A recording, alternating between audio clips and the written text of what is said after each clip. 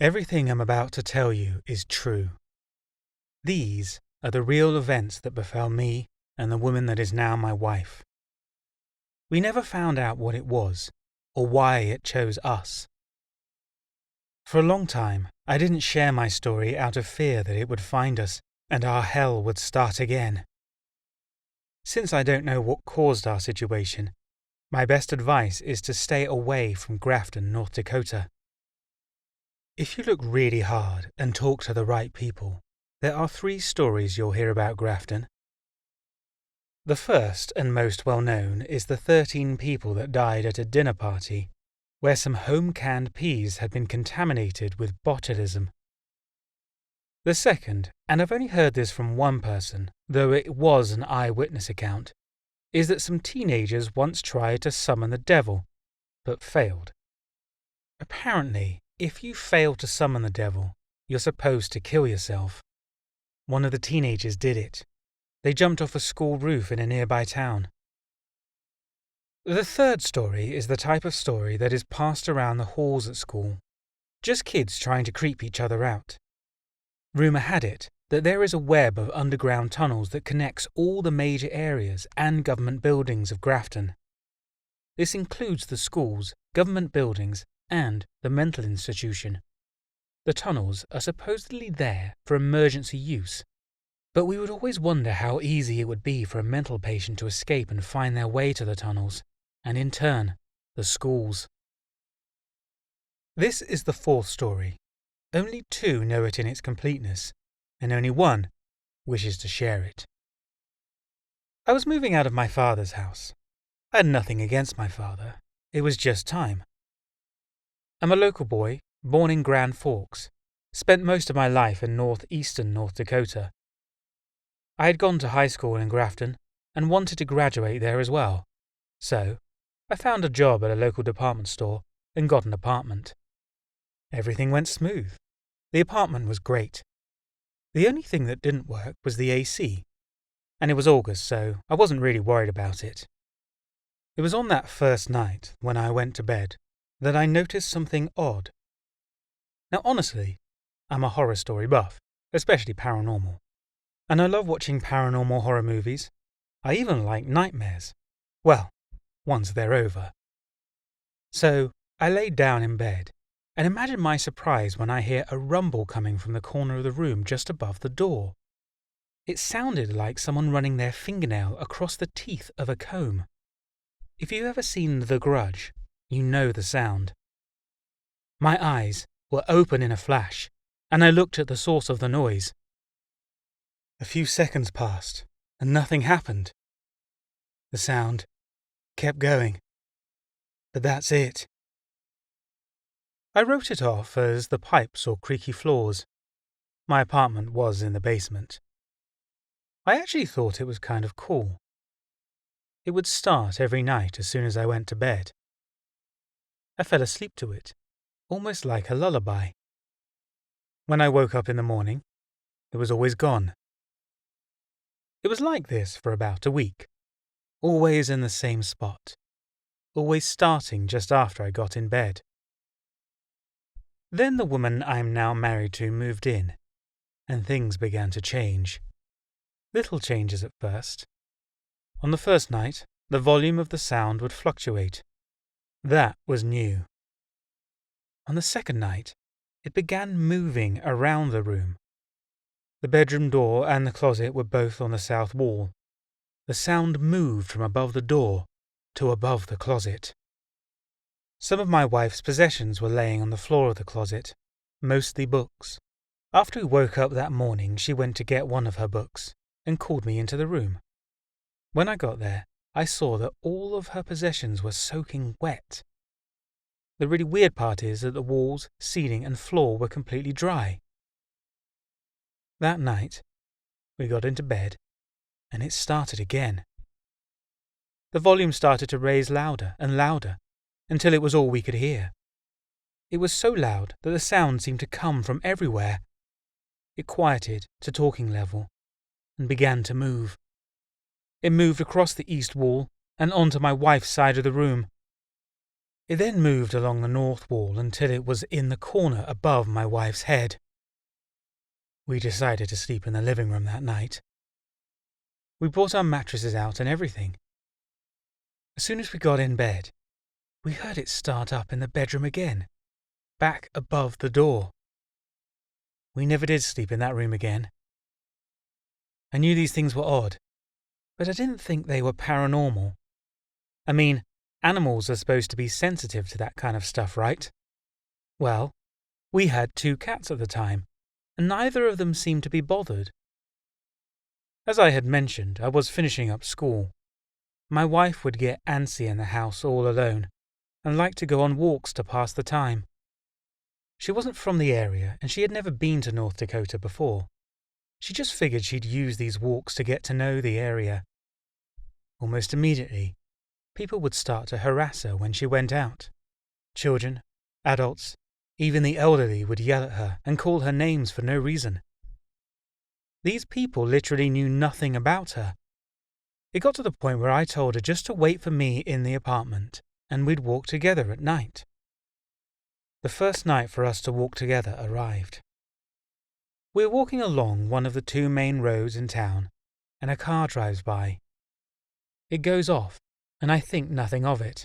But then, about 10 or 15 minutes later, it comes back. There are 3 guys in the car. They're probably a little older than me, and one of them yells something at my wife.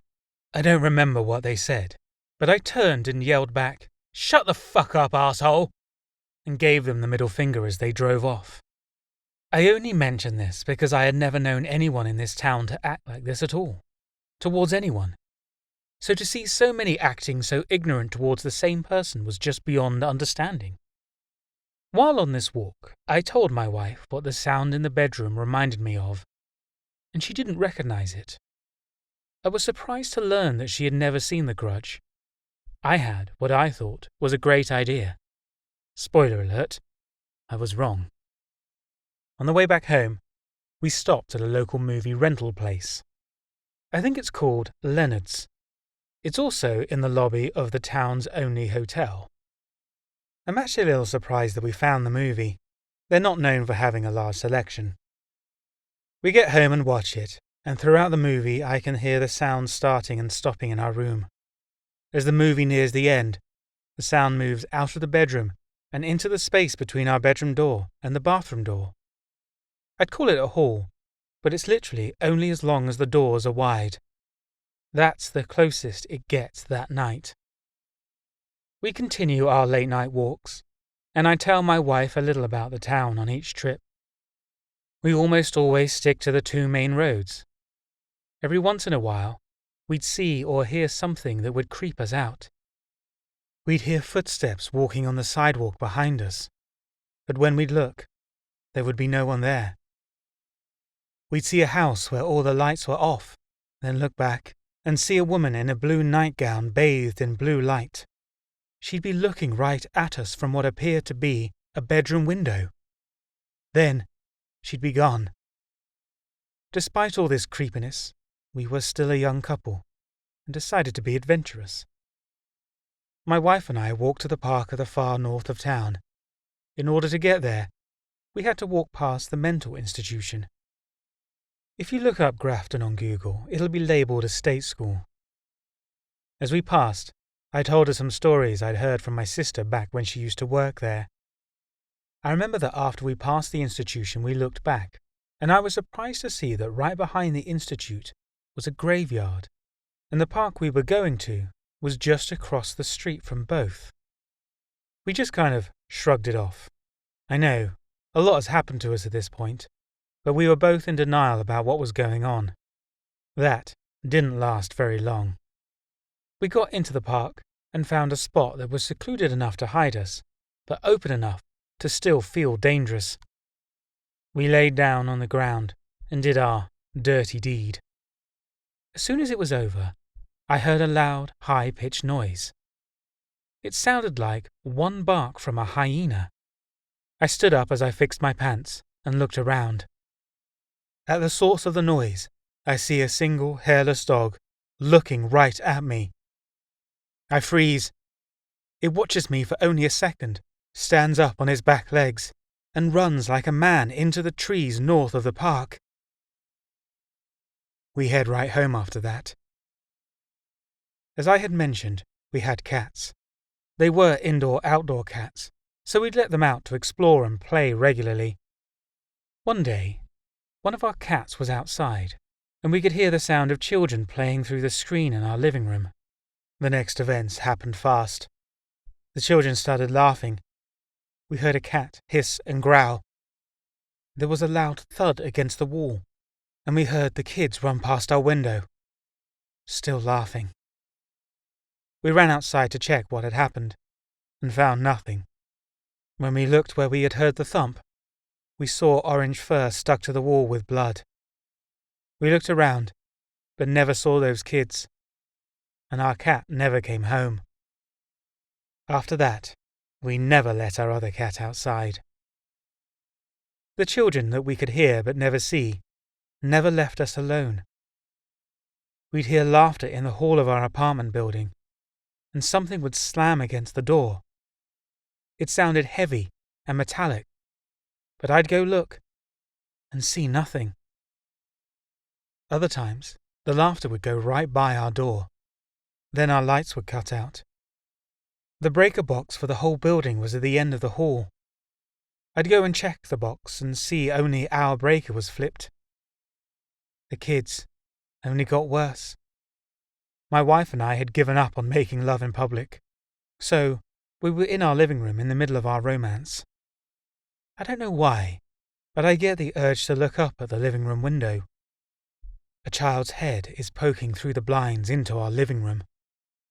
As soon as I see him, he says, "Hi," as if everything is normal. We quickly cover ourselves, and he disappears. We hear the sound of children laughing as they run away. When I go to close the window, I see that it's open, but the screen is still closed and undamaged.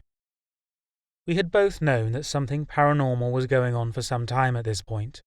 It's only then that we realized the laughing children might have something to do with it as well. We get to talking and decide to leave. We're going to move to Pennsylvania with her family. We still have to survive the next week in this apartment. We both smoke, and she decides to stay at home when I go to the nearest gas station to get a new pack. I don't have a car, but it's not a long walk. I get to the gas station, and I go between a storage unit that belongs to the building we live in and one that belongs to the next building over. As I get close, I see shadows appear on the side of the other unit. They're stretched across the ground and out of sight behind our units. It sounds like a group of children, laughing.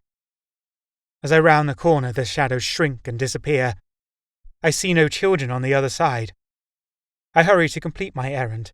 When I get back home with a fresh pack, my wife is frantic. When I ask her what's wrong, she tells me that the lights have been going crazy, and the noise from our room was screaming at her from everywhere. She tried to leave, but the door was stuck. It only stopped a few minutes before I came in the door. One last night before we moved, we decide to go for one final walk. We have about 4 friends with us as we leave. We only get to an open field near the hotel. It's about 300 or so feet from the apartment before something happens. We all hear it. Thinking about it now sends shivers through my body. From right behind my ear, I hear a loud noise, like a fingernail slowly clicking across the teeth of a comb. We all look, but there's nothing. One of our friends says they saw something on top of the nearest building, but no one else sees it. My wife and I are scared for our lives. We're worried this thing could seriously hurt us if it gets the chance. So that night, we decide to stay up all night. The noise gives us no peace. It fills the apartment, moving freely and unrestricted to any and every room. At one point, it blares at us from every angle, and I couldn't help but think it was getting ready to attack. At this point, I just looked towards what I thought was the source of it and told it to shut the hell up. It settles down a little, but doesn't stop. The noise begins to fade when the sun rises, and we feel like we've made it. We leave the apartment and the town, never to return. A week later, we're in Pennsylvania, at my wife's parents' house. It's late, and I'm sitting in the living room. I look into the kitchen where the light is off because I hear a noise. I watch the kitchen, waiting for something. I almost give up, thinking I'm just still too on edge. Then, I see it. A severed arm moves across the floor, pulling itself forward with its fingertips. Before I can say anything, I hear my wife gasp. I look over at her and see she's looking at the kitchen. "What the heck is that?" she says. When I look back, it's gone, and nothing happens again. I haven't shared my story for so long because I was worried it would find me if I did. If I am unlucky and it does, I'll let you know. I originally thought that it was a ghost or demon. My opinion has changed. Grafton is home to a number of Native Americans. I think they like to keep outsiders out. I knew some natives had mentioned that I was bringing a non-local to live with me. I believe a Skinwalker was hired to scare my wife and I, mostly my wife, out of town. Here's my explanation of the different events. The noise in the bedroom is easy. The Skinwalker broke one of its victims' necks, and they didn't die right away, so that was the last sound they made. The laughing children. This Skinwalker would have to be old and powerful, so perhaps some of its victims were children. It had given them positive visions, just so that it could use their laughter in another attack. The dog in the park. The primary source of my theory. Textbook Skinwalker. The woman in the window. The Skinwalker in human form. The wet belongings in the closet.